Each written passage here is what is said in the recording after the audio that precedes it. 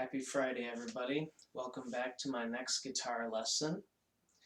And today, the topics that we're going to discuss is reading music as a guitar player, sight reading, and why it's important, and some helpful things as far as symbols and where to get started getting into the skill that is reading music or sight reading. So I guess first we'll start off with why it's important. Reading music is important because it opens up your world to music you may not have ever heard before, or music that might be really difficult to learn by ear. So it just opens up your world to a whole new library of music that you can learn and enjoy and share with others. I think that's the most important thing about reading music, honestly. Um, there's no other reason to read music except for wanting to play. So it's not like a lofty skill on a pedestal or anything like that. It's achievable by anybody to some level of success. And just like in my other videos, it just requires discipline and sitting down and doing it every day. A little bit every day is better than a lot of it at once. Um, yeah, so it opens up your mind and you get to play more wonderful music. Another reason I think it's more important,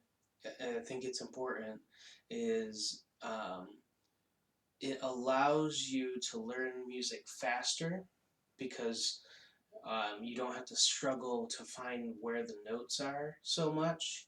You just have to work on your muscle memory, tightening it up, looking where your fingers are going, and starting to get into playing it more than just finding where the notes are. Oh wait, is that a G or is that a C major? Okay, so that's a seventh. What key are we in? So you don't have to do all that kind of stuff. It just makes the process for learning a piece of music easier. And learning a piece of music is not easy. So anything you can do to make it easier is better. Um, so that's another reason why I think it's important. And you know, it's a good skill to have. And then, like, let's say you're in some sort of performance situation and somebody hands you a piece of music, you should be able to read that as best as you possibly can. That's just a level of professionalism. That's if you're pursuing music as a career. If you're not pursuing it as a career, it's good to know just so you can learn fun music. So now we'll get into a couple things that will help to read music. Um, some things that I would suggest is I have this book, Sight Reading for the Classical Guitar. When I was first getting into sight reading, um, just like everybody else, I was scrambling and trying to figure out how do you do this. There's got to be a way. Um, and I found this book on Amazon. I bought it used. I think I bought it used for just like, I want to say like really cheap, $10 at the most. And it's really great because it walks you through each string, the notes on each string, and walks you through playing little examples, playing phrases. It's about clapping the rhythms, all sorts of really cool stuff.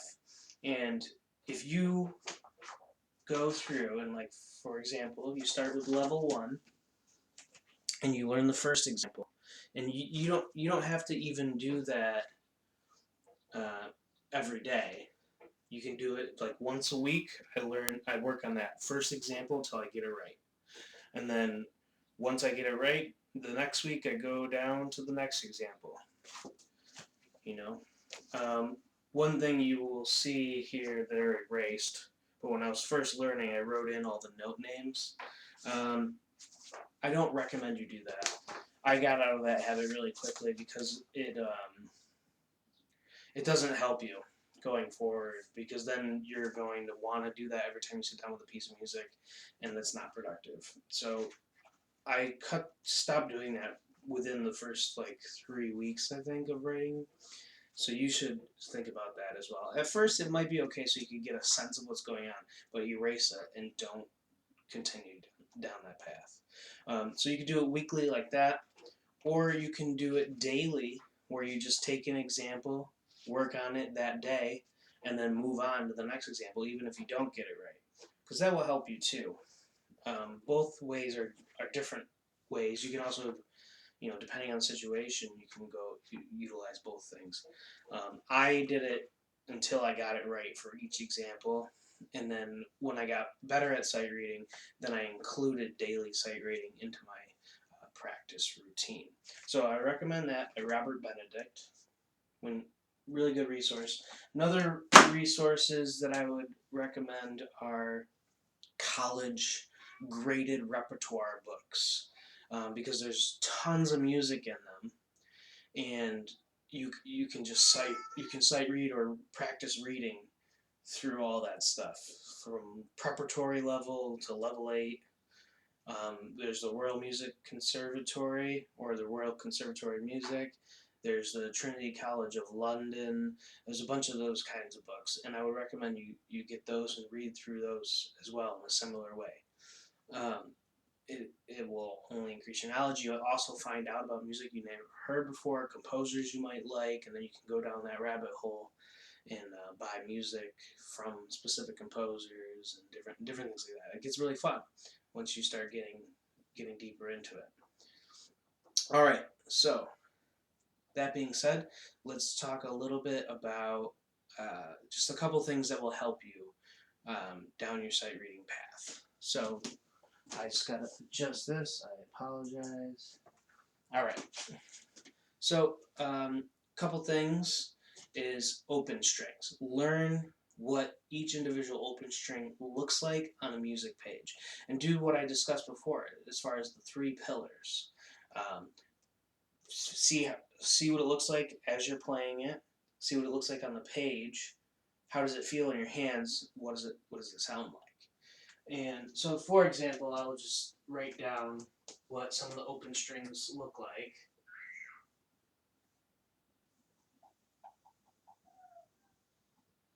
So 3 ledger lines down in the space is your open E.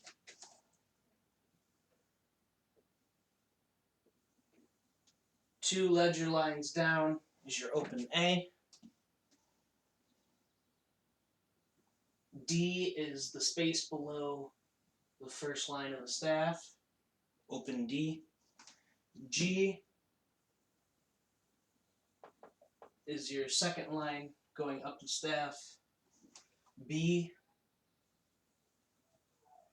is the third line going up the staff. And E is the last space going up the staff. And so that's your open strings. E, A, D, G, B, and E. So start there. Start going through your open strings.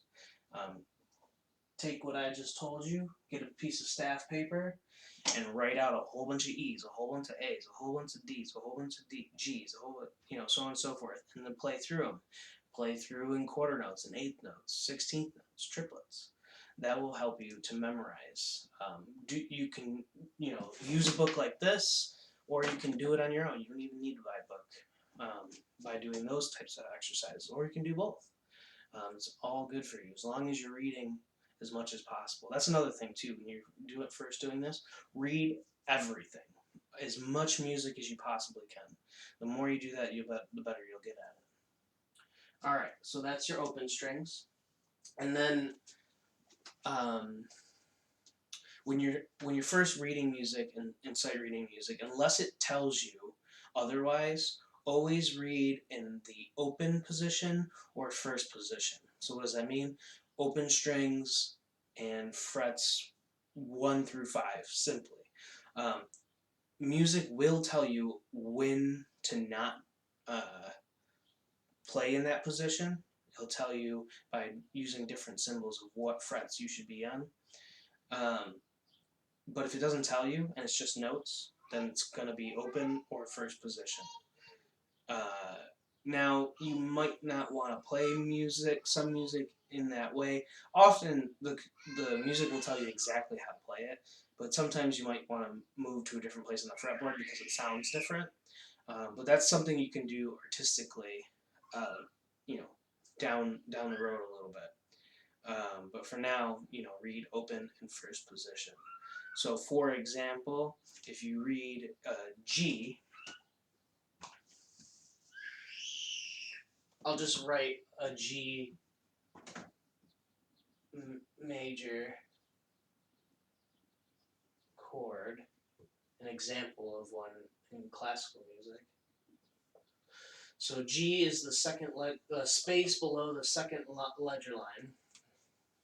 It's a G, so that's going to be G at the 3rd fret is what I'm going to assume, because your E is down here, so it's going to be on the 6th string because it's in a lower octave. So I would just assume that's going to be a G on the 6th string, and then B, D, and let's just write a G up here,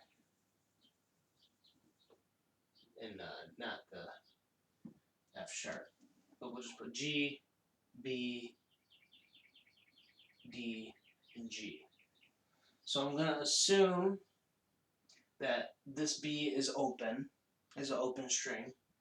This D is going to be on the 2nd fret, the 3rd fret 2nd string, and then the topmost G is going to be on the 1st string. Lower pitch to higher pitch, based on, the facts of, here's your E, open, your A, open, so on and so forth. So that would be played 3rd fret, 6th string, open, B string, 3rd string, 2nd string, 3rd fret for the D, and then the high G would be the 1st string at the 3rd fret. So hopefully that is helpful to get you pointed in the right direction. Now, like I said, there are other symbols that you might see. Sometimes books will have like a glossary and it'll tell you what all the symbols mean. Sometimes they won't and you have to figure it out. So just a couple helpful things. If you see Roman numerals at the top of the, like for example with this structure, if you see Roman numeral 3, that means that's going to be played at the 3rd fret. If you see numbers next to it, like it looks like a fraction, it's like 6, that means, here, let me write it bigger.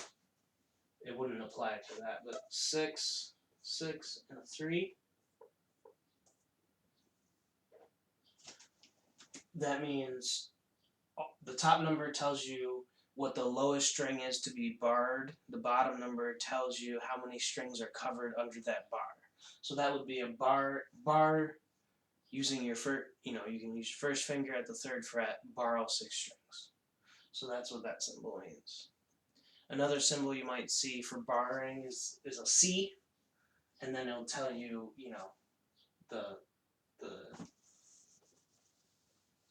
the numeral as far as what string, and then you'll see a C with a slash through it, which is a half bar. So full bar, half bar. And those are like some of the more, those are some of the main symbols that you'll need to know. So Roman numeral with the fraction, and C, and the C with a slash through it. And that's about all the information that I'm going to give you today in terms of getting started reading guitar music, and sight reading. Sight read every day. Pick up this Robert Benedict book. Pick up Royal Conservatory of Music books, Trinity College of London books, collections. Sometimes there's collections of books. Hal Leonard does them. I don't see if I have like this one. Hal Leonard classical guitar pieces. These are like introductory pieces, and you can just read through some of this stuff. It also has a CD, which is nice, so you can see if you played it right. Clap out your rhythms. Anytime you see your rhythms, clap it out to make sure that you're playing the rhythms correctly. And keep on jamming and playing music. If you have any questions, feel free to comment below or message me directly, and I would be more than happy to answer any questions that you might have. All right, enjoy your Friday. See you later.